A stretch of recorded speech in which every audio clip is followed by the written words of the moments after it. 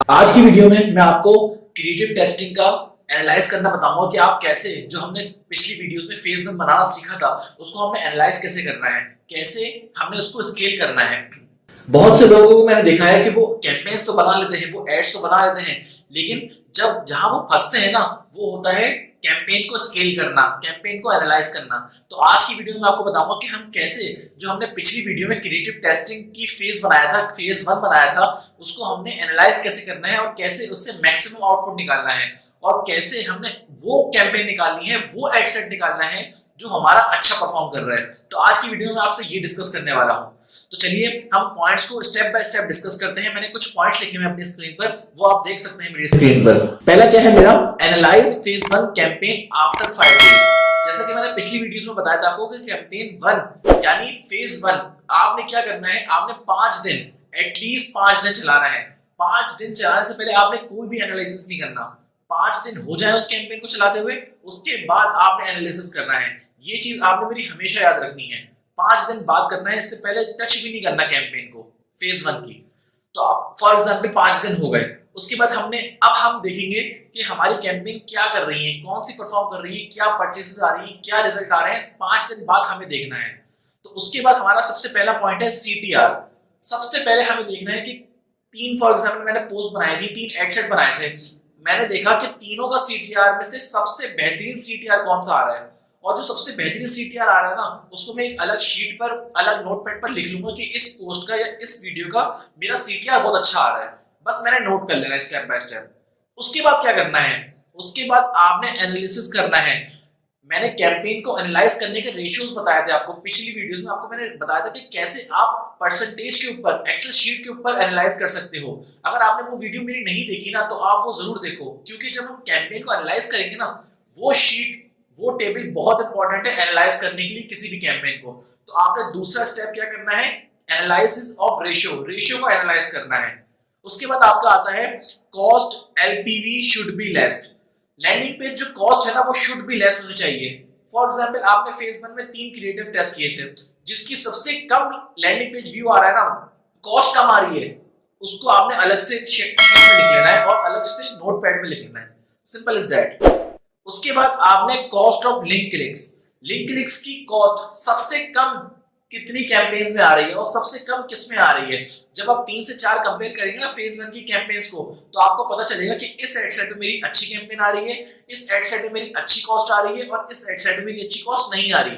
तो आपने क्या करना है, जो अच्छी आ रही है, जिसकी कम आ रही है कॉस्ट लिंक क्लिक, वो आपने अलग जगह लिख लेना है, सेम टू सेम। उसके बाद ROS is an important factor to consider.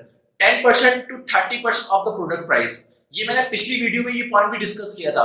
For example आपकी एक प्रोडक्ट है जो आप 4000 की बेच रहे हो, अब वो प्रोडक्ट आपसे फेसबुक एक कॉस्ट लाने में, यानी एक परचेज लाने में आपसे वो 2000 रुपए ले रहे हैं। तो ये आपकी बहुत महंगी पड़ रही है। आपने ये कैंपेन को आगे नहीं लेकर जाना, आगे लेकर बिल्कुल नहीं जाना। क्यों? क्योंकि आपने हमेशा याद रखना है, हमेशा जो कॉस्ट पर परचेज आनी चाहिए ना, वो 10% और 30% के बीच में आनी चाहिए। अगर 30% से ऊपर आ रही है, तो जैसे कि मैंने आपको बताया, भाई आप कमाओगे क्या, क्योंकि यहाँ पे तो आप फिजिकल प्रोडक्ट बेच रहे हो, यहाँ पे तो आपकी इन्वेस्टमेंट भी लगी हुई है। लेकिन अगर आपकी इन दोनों के दरमियान आ रही है ना, तब आपने वो चीज जरूर देखनी है। मींस मैं एग्जांपल देता हूँ आपको। फॉर एग्जांपल आप कोई 4000 की प्रोडक्ट बेच रहे हो, 4000 की प्रोडक्ट बेचने के बाद आपकी जो कॉस्ट पर परचेज है वो आ रही है 500, 600, 400।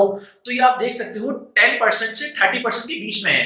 मींस 4000 का अगर मैं 10% निकालूं तो 400 बनता है और 30% निकालूं तो 1200 बनता है। मींस जो मेरी कॉस्ट पर परचेज 400 और 1200 के अंदर आनी चाहिए, ना 1200 के बाहर जाए और ना 400 से कम आ रही तो बहुत अच्छी है, लेकिन आमतौर पर ऐसा नहीं होता। 10% और 30% आपने यकीनन ध्यान में रखना है। और जिसकी कॉस्ट पर परचेज, जिस क्रिएटिव की कॉस्ट पर परचेज अच्छी आ रही है ना, आपने उसको भी अलग शीट में और अलग नोटपैड में लिखना है। उसके बाद last, CPC can be considered.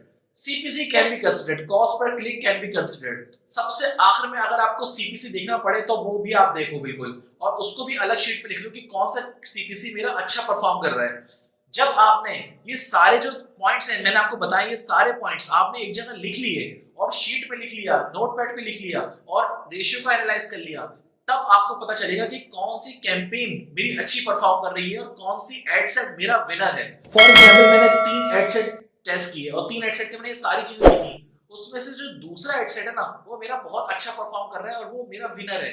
Means वो ज्यादातर चीजों में लोगों को बीट कर रहा है, ज्यादातर चीजों में दूसरे एड सेट को बीट कर रहा है। तो उससे क्या होगा, मुझे समझ में आ गया कि मुझे जो स्केल करना है ना, जिस एड सेट को मुझे स्केल करना है वो मेरा कौन सा दूसरा एड सेट है। और बाकी एड सेट को अगर वो अच्छी रिजल्ट दे रहे हैं तो मैं चलते रहने दूंगा, वरना मैं बंद कर दूंगा उस एड सेट को। और जो इस एनालिसिस के बाद जो मेरी एड सेट बीट कर रहा है ना बाकी लोगों को, उसको मैंने क्या करना है, बाकी एड सेट पे स्केल करना है। Simple is that. आपने ये सब एनालाइज करने के बाद चेक करना है कि कौन सा एड सेट मेरा बाकी एड सेट्स को बीट कर रहा है, उसी को स्केल करना है और उसी को आपने फेज 2 में शिफ्ट करना है। याद रखना, नेक्स्ट वीडियोस में आपको मैं बताऊंगा कि फेज 2 का कैंपेन कैसे बनेगी, लेकिन जो फेज 1 की एड सेट निकलेगा ना वो निकलेगा जो बाकी एड सेट को बीट कर रहा है इन सब एनालिसिस में। ये चीज आपने याद रखनी है। नेक्स्ट वीडियोस में आपको बताऊंगा उस एड सेट को आपने डुप्लीकेट करके आपने क्या करना है, आपने फेज 2 में शिफ्ट करना है और फेज 2 की कितनी कैंपेन्स, कितनी एड सेट बनाना है वो मैं आगे डिस्कस करूंगा। और दोस्त मेरी एक बात जरूर याद रखना, हमने फेज 0 और फेज 1 में एक लिमिटेड फिक्स्ड बजट लगाया था, लेकिन फेज 2 में हमारा बजट फिक्स नहीं होगा, हमारा बजट स्टॉक पर डिपेंड करेगा। वो कैसे हम उसको एनालाइज करेंगे, कैसा क्या उसका फॉर्मूला होगा, वो मैं आपको नेक्स्ट वीडियोस में बताऊंगा। तो आपने मेरे साथ जुड़े रहना है। अगर आपने ये कोर्स की वीडियो सारी देख ली ना, मेरा आपसे वादा है आप अच्छे से अच्छे रिजल्ट जनरेट कर पाओगे, क्योंकि यार इस चीजों ने, इन स्ट्रेटेजी ने मेरे रिजल्ट परफॉर्म किए, मुझे अच्छे रिजल्ट दिए हैं, तो वो आपको भी देंगे। तो मैं आपको स्टेप बाय स्टेप जितना आसान हो सकता है ना आपको समझाना, मैं उतना समझा रहा हूँ आपको, आपको अच्छे से अच्छे समझाने की कोशिश कर रहा हूँ। तो आप मेरे साथ जुड़े रहो, मेरा आपसे ही वादा है आप बहुत अच्छे रिजल्ट जनरेट कर पाओगे इस कोर्स के बाद। ये मेरा आपसे वादा है, I promise you. Next video में आपको फेज 2 के बारे में डिटेल्स दूंगा मैं आपको। फॉर एग्जांपल हम चेक करते हैं, हम कोच ये ट्राई करते हैं और हमने ये मान लिया कि फेज 1 में हमारा फॉर एग्जांपल एक क्रिएटिव हमने अच्छा परफॉर्म कर रहा है।